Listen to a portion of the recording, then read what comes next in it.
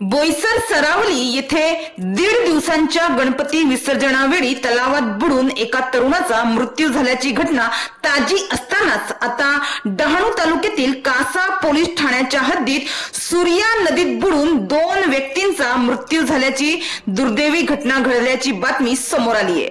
2 September रोजी मंगळवारी गौरी गणपती विसर्जनाच्या वेळी ही घटना घडली।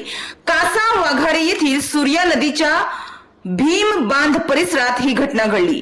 गणेश विसर्जनासाठी गेलेल्या शांताराम चौरे यांचा सूर्या नदीत बुडून मृत्यू झाला, तर सारणी येथील बाबल्या लाडवी यांचा देखील याच सूर्या नदीत बुडून मृत्यू झाला।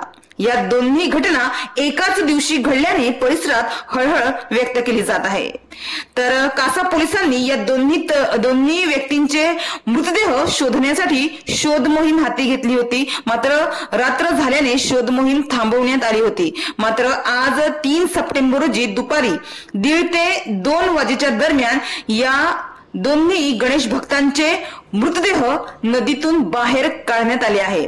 या घटनेमुळे डहाणू कासा परिसरात शोककळा पसरली असून स्थानिक पातळीवर मोठी हळहळ व्यक्त केली जात आहे।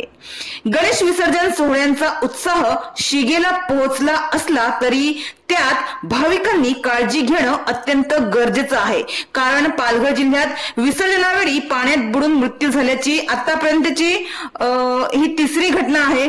त्यामुळे नागरिकांमध्ये चिंता व्यक्त होत आहे। तर स्थानिक प्रशासन व पोलिसांनी नागरिकांना आवाहन केलं आहे की विसर्जनासाठी अधिकृत ठिकाणांचा वापर करावा। खोल पाण्यात उतरताना पोहण्याचे ज्ञान नसलेल्या व्यक्तींनी पाण्यात जाण्याचे टाळावे।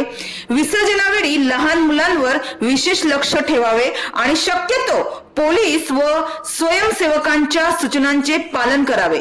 विसर्जन काळात ही 3री घटना घडल्यामुळे भाविकांनी अधिक सतर्क राहण्याची गरज अधोरेखित झाली आहे।